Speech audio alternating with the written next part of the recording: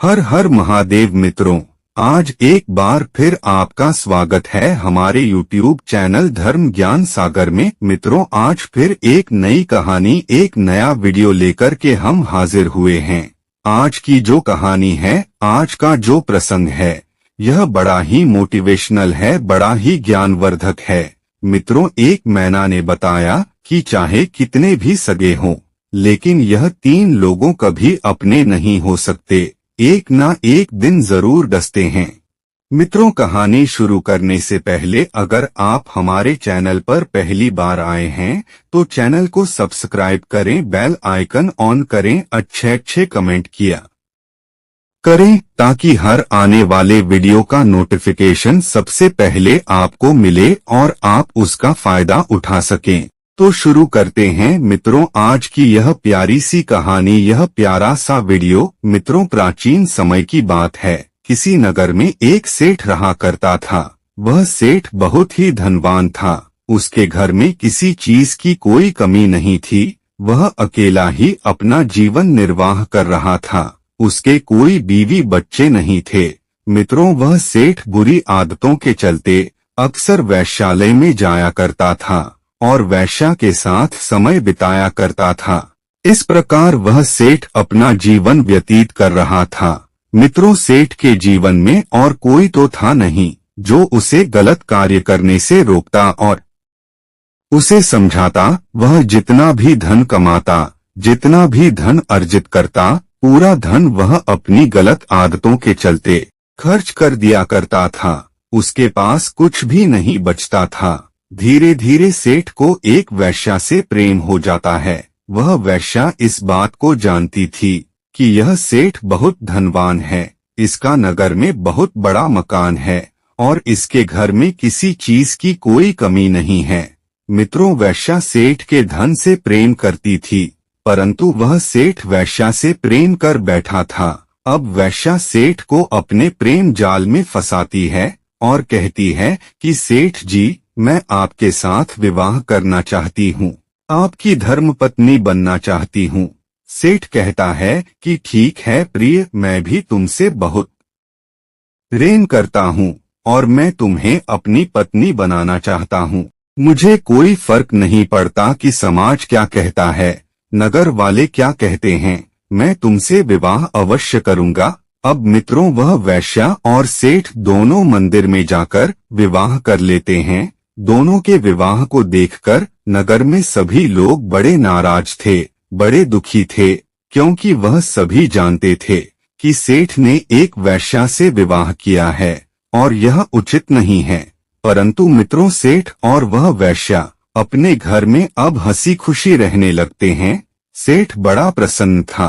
अब वह जिससे प्रेम करता था वह स्त्री उसके घर में आ चुकी थी और सेठ की पत्नी वैश्या भी बड़ी खुश थी, क्योंकि वह जानती थी कि अब मेरे पास किसी चीज की कोई कमी नहीं है।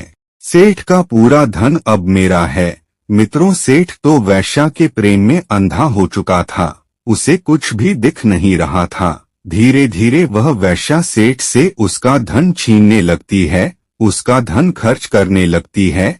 सेठ जो भी धन अर्जित करके लाता वह पूरा लाकर अपनी पत्नी को दे दिया करता और सेठ की पत्नी अपने ऐशों आराम में बेफिजूल की चीजों में पूरा धन खर्च कर दिया करती थी। मित्रों, धीरे धीरे वैश्या ने सेठ का मकान, सेठ की दुकान सब अपने नाम पर करा लिया। सेठ तो अपनी पत्नी के मोह में अंधा था। उसने जरा भी नहीं सोचा और अपनी सारी संपत्ति अपनी पत्नी के नाम पर कर दी, क्योंकि वह सोच रहा था कि मेरी पत्नी मुझसे प्रेम करती है। अब धीरे धीरे समय व्यतीत होता है और सेठ की पत्नी अपने पति को ही घर से निकाल देती है। वह कहती है कि अब तुम जाओ, तुम्हारा यहाँ कोई काम नहीं है। इस प्रकार मित्रों, सेठ अपने ही घर से निकलकर अब सड़क पर आ चुका था। सेठ अपनी पत्नी का ऐसा रूप देखकर बड़ा दुखी था। उसके समझ में नहीं आ रहा था कि ऐसा कैसे हो सकता है जिसे मैंने अपनी पत्नी बनाया। सभी लोगों के विरुद्ध जाकर जिससे मैंने विवाह किया, आज वही मुझे घर से निकाल रही है। अब दुखी होता हुआ और रोता हुआ सेठ नगर से चल पड़ता है। चलते चलते सेठ एक जंगल में जाता है। जंगल में जाकर सेठ एक पेड़ के नीचे बैठकर रोने लगता है और सोचता है कि इतनी मेहनत से कमाया हुआ धन, व्यापार और मेरा मकान आज सब मेरे हाथ से चला गया। मुझे 2 वक्त की रोटी देने वाला भी कोई नहीं बचा है। अब मेरा जीवन व्यर्थ है। मुझे अपना जीवन नष्ट कर लेना चाहिए, आत्महत्या कर लेनी चाहिए। इस प्रकार की बातें सोचकर सेठ रोने लगता है। मित्रों, जिस पेड़ के नीचे सेठ बैठा था वहीं पर एक मैना भी बैठी थी और वह अपने घोंसले में बैठे बैठे सेठ की सारी बातें सुन रही थी। मैना कहती है कि हे मनुष्य, क्यों रो रहे हो? तुम्हें क्या तकलीफ है? तुम तो एक मनुष्य हो, तुम्हारे पास किसी चीज की कोई कमी नहीं है। जो चाहे वह पा सकते हो, जहां चाहो वहां जा सकते हो, अपनी पसंद का भोजन ग्रहण कर सकते हो। सेठ कहता है कि मैना, मेरा जीवन बिल्कुल अच्छा नहीं है। जीवन तो तुम्हारा अच्छा है, तुम्हें किसी ने धोखा नहीं दिया। तुम मजे से जंगल में रहती हो और अपना दाना पानी खाकर आराम करती हो, परंतु मनुष्य अक्सर अपने जीवन में धोखे खाता है, अपने ही अपनों को धोखा देते हैं। इस प्रकार वह सेठ अपनी सारी बात उस मैना को बताता है। तब मैना कहती है कि अरे मूर्ख, क्या तुम्हें इतना भी नहीं पता कि संसार में ऐसे 3 लोग हैं जो हमेशा धोखा देते हैं और वह किसी के सगे नहीं हो सकते। मैं तुम ही एक कहानी सुनाती हूँ और उस कहानी से तुम्हें समझ में आएगा कि यह 3 लोग कितना भी मीठा बोले, परंतु एक ना एक दिन यह जरूर डसते हैं। मित्रों, मैना अपनी कहानी सुनाना प्रारंभ करती है। मैना कहती है कि सेठ, कुछ समय पहले की बात है। किसी नगर में एक भोला नाम का लक्कड़हारा रहा करता था। वह नगर में अपनी पत्नी और अपने छोटे से बच्चे के साथ रहा करता था। भोला हर दिन जंगल में जाकर और लकड़ियां काट कर लाता और नगर में बेचता। वह लकड़ियों से कुछ वस्तुएं बनाता और उन्हें नगर में बेचता। इस प्रकार भोला अपना और अपने परिवार का पालन पोषण कर रहा था। भोला दिन रात मेहनत करता और अपने परिवार को पलता। भोला की पत्नी भी बड़े अच्छे स्वभाव की थी। वह अपने पति की खूब सेवा करती थी, खूब आदर सम्मान करती थी। मित्रों, भोला कुछ दिनों पहले ही पिता बना था। उसके घर में एक नन्ही सी संतान ने जन्म लिया था। भोला का परिवार बड़े ही सुख से अपना जीवन निर्वाह कर रहा था। मित्रों, मैना आगे कहती है कि हे सेठ, एक दिन की बात है। भोला लकड़ी काटने के लिए जंगल में जाता है। कई देर तक वह लकड़ियां काटता है और कुछ देर बाद जब वह एक वृक्ष को नीचे से काटता है, तभी उस वृक्ष में एक सर्प बैठा हुआ था, जो कि भोला की कुल्हाड़ी से कटकर 2 हिस्सों में बट जाता है और उस सर्प की मृत्यु हो जाती है। भोला यह देखकर बड़ा दुखी होता है। भोला सोचता है कि आज मेरे कारण एक सर्प की मृत्यु हो गई। बेकसूर बेचारा सर्प मेरी कुल्हाड़ी से मारा गया। मित्रों, अब भोला उस पेड़ को पूरा काटता है और जब पेड़ काटता है तो वह देखता है कि पेड़ की खोह में एक छोटा सा सांप का बच्चा भी बैठा है। अब भोला जब उस सांप के बच्चे को देखता है तो वह समझ जाता है कि यह सर्प जरूर इसी सर्प का बच्चा होगा जिसे मैंने मार दिया। मित्रों, यह देखकर भोला बड़ा दुखी होता है और उसकी आंखों में आंसू आ जाते हैं। वह सोचने लगता है कि आज मेरी मूर्खता के कारण मैंने एक पुत्र से उसके पिता को छीन लिया, उसके पिता की हत्या कर दी। भोला अब निर्णय लेता है कि इस सर्प के बच्चे को अब वह अपने घर में पालेगा, उसका ध्यान रखेगा, उसे दूध पिलाएगा और बड़ा करेगा। मित्रों, भोला बड़े ही धार्मिक विचार का मनुष्य था। वह किसी को दुखी नहीं देख सकता था, इसलिए वह उस सर्प के बच्चे को लेकर और अपने घर लौट जाता है।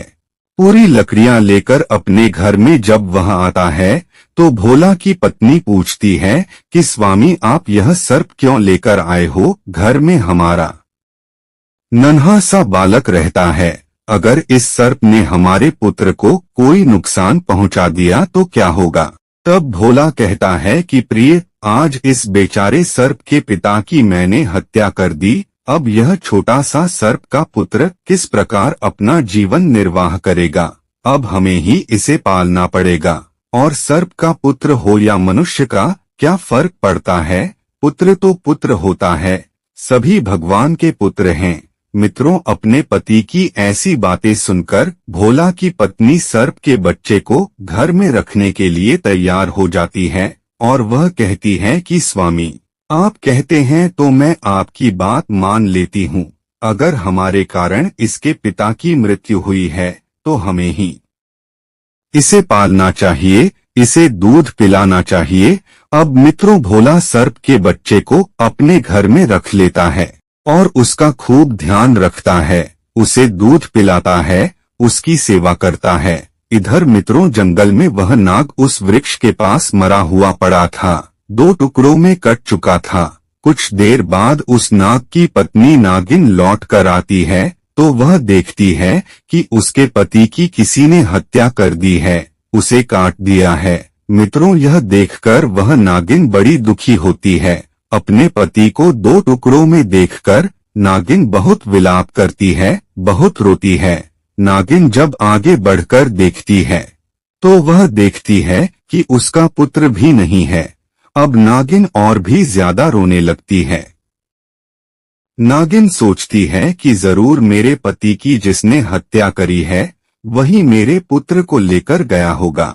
मित्रों, मैना आगे कहती है कि हे सेठ, इसके बाद वह नागिन अपने पति की लाश के पास बैठकर यह प्राण लेती है कि स्वामी, आपको जिसने मारा है, जिसने आपकी हत्या करी है और जो भी हमारे पुत्र को लेकर गया है, मैं उसके पूरे कुल का नाश कर दूंगी। इस धरा पर से उसके नामो निशान को मिटा दूंगी, उसके परिवार में कोई भी जीवित नहीं बचेगा। ऐसा प्रण करने के बाद नागिन अपने पति की लाश के पास बैठकर बहुत रोती है, बहुत विलाप करती है। उसे अपने पुत्र की याद आ रही थी, क्योंकि वह जानती थी कि अभी मेरा पुत्र बहुत छोटा है, ना जाने वह कहाँ गया होगा, कौन उसे ले गया होगा। अब नागिन पूरे जंगल में अपने पुत्र को ढूंढती है और पता लगाने का प्रयास करती है कि मेरे पति को किसने मारा है। परंतु मित्रों, नागिन को कुछ भी नहीं पता चलता है और पूरा दिन ढूंढने के बाद वह लौट कर आती है और अपने पति की लाश के पास बैठ जाती है। इधर नगर में भोला अपनी सारी लकड़ियों को बेचता है, लकड़ियों से वस्तुएं बनाता है। इस प्रकार भोला का दिन बीत जाता है। अब मित्रों, अगला दिन होता है और अगले दिन एक बार फिर भोला अपनी कुल्हाड़ी लेकर जंगल की तरफ निकल पड़ता है। जंगल में जाकर भोला पेड़ काटने लगता है। मित्रों, भोला की कुल्हाड़ी में उस सर्प का खून लगा हुआ था। जब भोला पेड़ों को काटता है तो वह नागिन देख लेती है, उसे अपने पति के खून की सुगंध आ जाती है और वह जाकर देखती है तो उसे बड़ा क्रोध आता है, क्योंकि मित्रों, भोला की कुल्हाड़ी में नागिन के पति का खून लगा हुआ था। नागिन समझ जाती है कि इस दुष्ट मनुष्य ने ही मेरे पति की हत्या करी है। अब नागिन सोचती है कि मैं इसे डसकर इसे मृत्यु के घाट उतार दूंगी। परंतु तभी नागिन को अपना प्रण याद आता है। नागिन को याद आता है कि मैंने प्रण लिया है कि मैं इसके पूरे कुल का नाश कर दूंगी, इसके परिवार में कोई भी जीवित नहीं बचेगा। अब मित्रों, भोला अपनी आवश्यकता के लिए लकड़ियां काटकर और अपने घर के लिए लौटने लगता है। तभी नागिन भोला के पीछे पीछे चलने लगती है। नागिन भोला के घर पहुंचना चाहती थी और देखना चाहती थी कि इसके परिवार में कौन कौन है। कुछ देर में भोला अपने घर पहुंचता है और नागिन भोला का घर देख लेती है। मित्रों, भोला अपनी कुल्हाड़ी घर के बाहर रख देता है। नागिन जाकर उस कुल्हाड़ी से लिपट जाती है। उस पर सर्प का खून लगा हुआ था, जिसे देखकर नागिन को बहुत क्रोध आता है। भोला घर के अंदर जाता है और दरवाजा बंद कर देता है। अब नागिन भोला के घर के अंदर जाना चाहती थी, उसके परिवार को नष्ट करना चाहती थी। नागिन अब घर के अंदर जाने के लिए रास्ता ढूंढने लगती है। कहीं खिड़की देखती तो कहीं दरवाजा, परंतु भोला के घर के सभी खिड़की दरवाजे बंद थे। घर के अंदर जाने का कोई रास्ता नहीं था। तब वह नागिन घूम फिरकर और दरवाजे के सामने आकर बैठ जाती है। मित्रों, मैना आगे कहती है कि हे सेठ, इसके बाद कुछ समय व्यतीत होता है और भोला की पत्नी दरवाजा खोलकर कहीं जाती है, परंतु वह दरवाजा बंद करना भूल जाती है। अब मौका पाते ही वह नागिन भोला के घर के अंदर प्रवेश कर जाती है, क्योंकि मित्रों, जो दूसरों को नुकसान पहुंचाना चाहता है, दूसरों को दर्द देना चाहता है, वह अवसर पाते ही अपना कार्य करने लगता है। वह जरा भी इंतजार नहीं करना चाहता। इसी प्रकार वह नागिन भी भोला के घर में प्रवेश करती है और जब वह अंदर जाकर देखती है तो एक पालने में भोला का छोटा सा पुत्र सो रहा था। भोला के पुत्र को देखकर नागिन निर्णय करती है कि सबसे पहले मैं इस मनुष्य के पुत्र को डसकर इसकी हत्या कर दूंगी, तब इसे पता चलेगा कि संतान छिनने का दर्द क्या होता है, संतान के जाने से क्या पीड़ा होती है। ऐसा सोचकर मित्रों, वह नागिन भोला के पुत्र को डस लेती है और उसे डसने के बाद वह घर से जाने लगती है। जब नागिन भोला के घर से निकल रही थी, तभी भोला की नजर नागिन पर पड़ जाती है और भोला नागिन को जाते हुए देख लेता है। नागिन को देखते ही भोला समझ जाता है कि यह नागिन उस सर्प का बदला लेने के लिए आई होगी और इसने जरूर हमारे पुत्र को कोई नुकसान पहुंचाया होगा। ऐसा सोचकर वह भोला तुरंत अपने पुत्र के पालने के पास जाता है और जब वह अपने पुत्र को देखता है तो उसका पुत्र बड़ी पीड़ा में था। उसके पैर में नागिन ने डस लिया था। कुछ ही देर में उसके पुत्र की मृत्यु होने वाली थी। इधर भोला की पत्नी भी अपने घर आती है और नागिन को जाते हुए देख लेती है। अब भोला और उसकी पत्नी दोनों अपने पुत्र को लेकर पूरे नगर में भागते हैं, वैद्य के पास जाते हैं, परंतु मित्रों, बहुत देर हो चुकी थी। नन्हे से पुत्र के मुख से झाग निकलने लगा था। उसकी मृत्यु हो चुकी थी। वैद्य ने उसे देखते ही कह दिया कि भोला, तुम्हारा पुत्र अब इस दुनिया में नहीं रहा। वैद्य के ऐसे वचन सुनते ही भोला और उसकी पत्नी सिसक कर रोने लगते हैं। अपने पुत्र को देखकर उसे गले लगा लेते हैं और बड़े विलाप करते हुए अपने घर लौट आते हैं। मित्रों, भोला समझ चुका था कि उस नागिन ने अपने पति की मृत्यु का बदला ले लिया है। अब वह लौटकर नहीं आएगी। उसने मेरे पुत्र को मार दिया है। अपने पति की मौत का बदला उसने मेरे पुत्र को मार कर लिया है। भोला और उसकी पत्नी अब अपने पुत्र का अंतिम संस्कार करते हैं और पूरा दिन उदास बैठे रहते हैं। ना तो उन्हें भूख लगती, ना प्यास, ना नींद आती। भोला अपनी पत्नी से कहता है कि प्रिय, अब हमारी संतान तो चली गई, अब हमारे पास यह सर्प का बच्चा है। हमें इसे ही अपनी संतान के रूप में पालना चाहिए, इससे प्रेम करना चाहिए, इसे दूध पिलाना चाहिए। भोला की बात सुनकर उसकी पत्नी भी कहती है कि पिया जी, आप सच बोल रहे हैं। संतान हमारी हो या सर्प की, क्या फर्क पड़ता है। अब हमारे जीने का यही सहारा है। यह सर्प हमारे बालक जैसा है। हम हमेशा इसका ध्यान रखेंगे, इसकी सेवा करेंगे। इधर मित्रों, मैना आगे कहती है कि हे सेठ, कुछ दिनों बाद वह नागिन एक बार फिर लौटकर भोला के घर आती है और वह निर्णय करके आती है कि इस बार मैं उस मनुष्य को डसकर उसे मौत के घाट उतार दूंगी जिसने मेरे पति को मारा है। ऐसा सोचकर वह नागिन भोला के घर आती है और जब वह भोला के घर आकर देखती है तो घर के अंदर भोला और उसकी पत्नी एक सांप के बच्चे को खिला रहे थे, उसे दूध पिला रहे थे, उससे प्रेम कर रहे थे। यह देखकर नागिन चकित रह जाती है। नागिन को समझ में आ चुका था कि यह मेरा ही पुत्र है, जिसे यह मनुष्य इतना प्रेम कर रहे हैं, प्रेम से दूध पिला रहे हैं। ऐसा दृश्य देखकर नागिन की आंखों में आंसू आ जाते हैं। नागिन को एहसास हो जाता है कि अनजाने में मैंने पाप कर दिया है।